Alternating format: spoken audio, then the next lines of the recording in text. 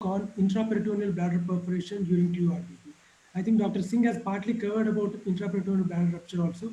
Maybe some slides may be overlapping. So as you know, this is a very rare and serious complication, not often seen and which we don't want to see when we do a TURBT.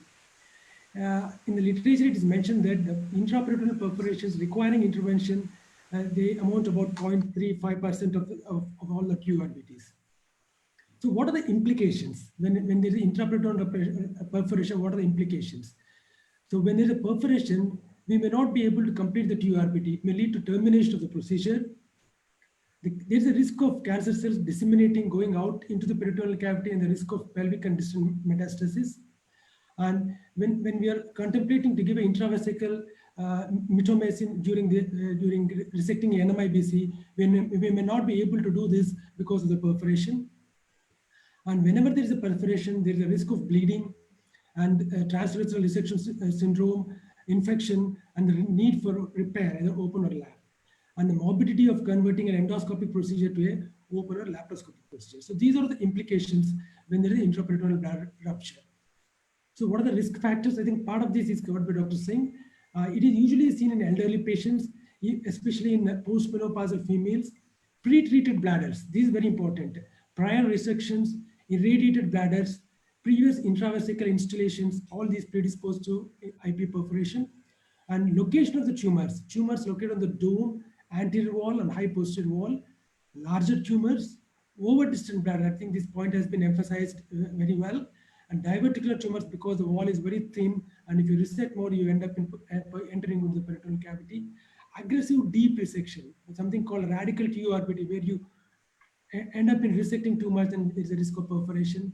And the restaging TURBT, these are the other risk of perforation, because we resect in the area where we have previously resected. So restaging TURBT should be careful, otherwise we may end up in entering into the peritoneal cavity. So how do we diagnose? This can be diagnosed either perioperatively or post-operatively.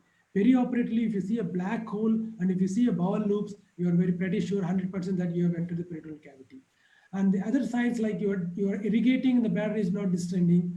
There is not much return of irrigation fluid because the fluid is going into the peritoneal cavity, and there is obviously the distension of the abdomen.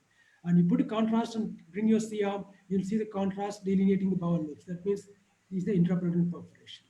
Suppose you missed it and put a catheter and started irrigation, bring the patient to the recovery, and you see that there is a distension of the abdomen, patient complains of abdominal pain, and there can be hematuria and ileus. And postoperatively, patient can develop peritonitis, sepsis, decreased output, and increased serum creatinine.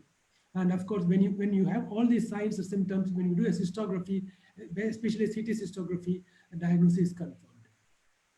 So another important point, what is the relation between perforation and the oncological outcome? So there have been many papers, and there's only one study where I could find that intraperitoneal perforation leads to the spread of the tumor. But most of the studies, they found that, so these are the studies, the number of the perforations, and you see here the risk of extravesical relapse. Only in the last study, there were 4 perforations and all 4 patients had extravesical relapse. But in other studies, not many patients had extravesical relapse. So this is, I think Dr. Singh has highlighted this paper. Of 4,000 odd patients, there were 15 perforations, and only 2 patients had metastatic progression and 1 patient had a local pelvic recurrence.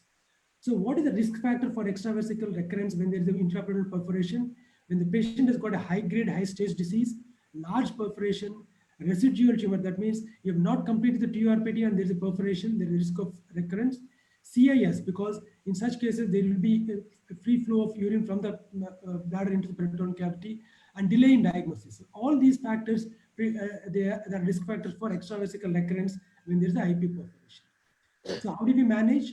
When we diagnose it on table or in the post-op, we have to close it by open or laparoscopic technique, a double layer closure and indwelling Foley catheter kept for at least 2 weeks. A thorough peritoneal lavage has to be done, and a concomitant bowel injury has to be ruled out. This is very important. We may not realize that, and when we open, we have to see the bowel also carefully.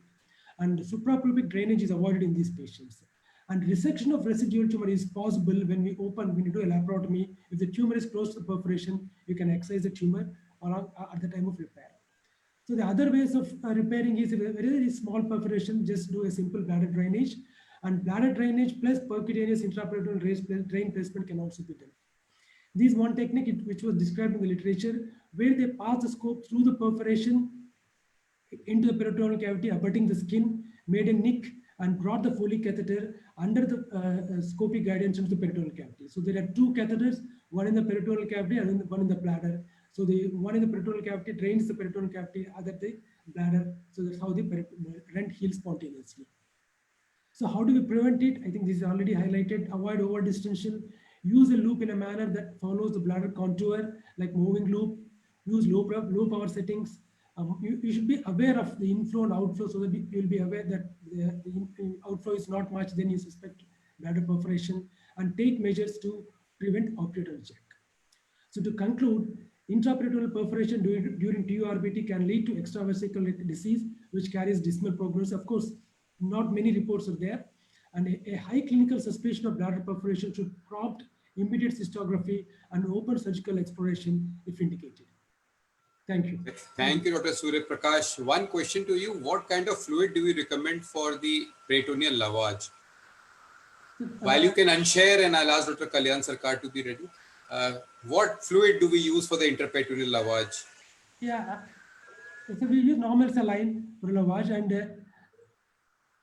we can use some mitomycin, but indirectly into the, when there is perforation, mitomycin is not indicated.